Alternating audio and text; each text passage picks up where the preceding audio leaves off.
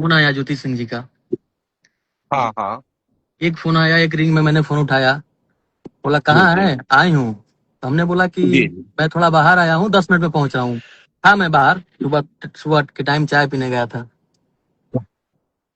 मैंने पहुंचा, वो हमसे बताई कि आधे घंटे से बैठे थे नीचे। हाँ हमने बोला तो हमको फोन करना चाहिए, जब आई उसी टाइम आपको। पहुंचा वहां, सम्मानजनक उनको ऊपर लेके गया। भैया भी थे, बहुत सारी चीजें, बातें भी हुई, लगभग 1 डेढ़ घंटे। एक 1.5 घंटे वार्तालाप चला।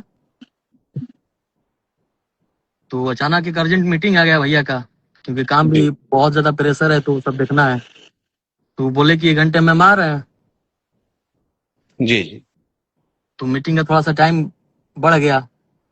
हाँ हाँ, वो इतने बड़े सेलिब्रिटी हैं, इतने बड़े सुपरस्टार हैं भाई, उनका शेड्यूल का कोई फिक्स रहता नहीं है, कभी शूट कभी मीटिंग कर। जी जी सारी सारी चीजें बहुत अच्छा रहा, बात विचार। भैया का कहना था कि जी आप अपने परिवार को बुला लीजिए, आप आई हैं, खुद आई हैं। और उनकी सगी छोटी सिस्टर भी आई हैं, जूही जी। हमारे परिवार के भी कोई मेंबर अवेलेबल नहीं था लखनऊ में। हम भी थे, तो हम भी सुबह 4 बजे आए थे।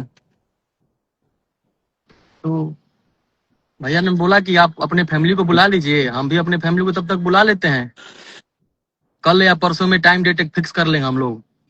जहाँ चीजें अगर बात हो तो उसका रिजल्ट निष्कर्ष निकले। ऐसे मिलना मिलना जुलना तो हमेशा लगा रहता है, कितने बार हुआ कि खत्म हो गया, कैसे क्या करना है। अब वहां से निकलने के बाद वहाँ सारे हमारे जो जो घर में जो काम देखने वाले स्टाफ लोग हैं, अवेलेबल है वहाँ। वो हम हमें फोन कर रहे थे, भैया को भी फोन कर रहे थे। तो थोड़ा कंडीशन ठीक नहीं था, तो भाई थोड़ा है कि हमको मैसेज तो देना था ना, अपने सेफ्टी के लिए तो मैसेज देना था। कल को जाके कुछ मैटर हो, कोई बात हो, तो कोई ब्लेम ना आए। पुलिस भी वहां पर पहुंची है, तो सम्मानजनक ही उनको दो शब्द बोली है, जोर जबरदस्ती नहीं की है। तो यही सब सारी चीजें हैं। लोग अपना विरोधियों द्वारा ये साजिश के तहत इनको भेजा गया है, भैया को छवि को धूमिल करने के लिए। और कोई बात नहीं है। अगर ऐसा चीजें होता, रहना होता, रहने का मन होता, तो ये काम आज से 7 साल पहले, 7 साल से ये दूरिया चल रही है भैया। ये 7 साल पहले पहले ये स्टार्टिंग साल में ये काम हो जाता, स्टार्टिंग में भी ये काम हो सकता था। तो शायद ये आज दिन देखना नहीं पड़ता, ना उनको ना हमको। तो ऋषिक भाई, मैं एक बात बताना चाहता हूँ यहाँ पर। जी सबसे बड़ी बात, मैं जो भी बात करूंगा, मैं क्योंकि लॉ भी कंप्लीट कर चुका हूँ, बैचलर्स ऑफ लॉ का डिग्री है मेरे पास, मैं एक वकील भी हूँ।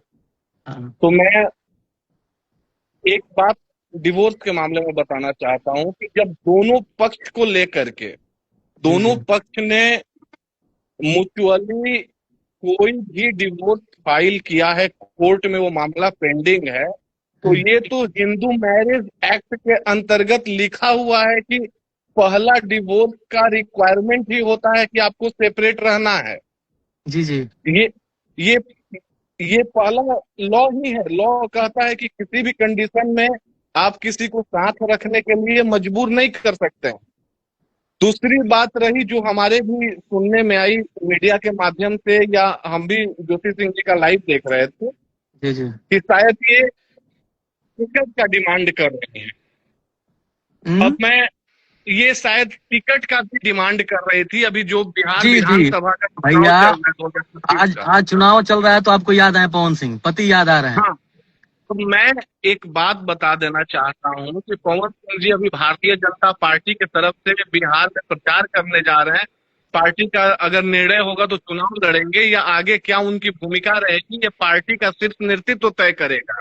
भारतीय हाँ। जनता पार्टी किसी सिंगल व्यक्ति की पार्टी नहीं है।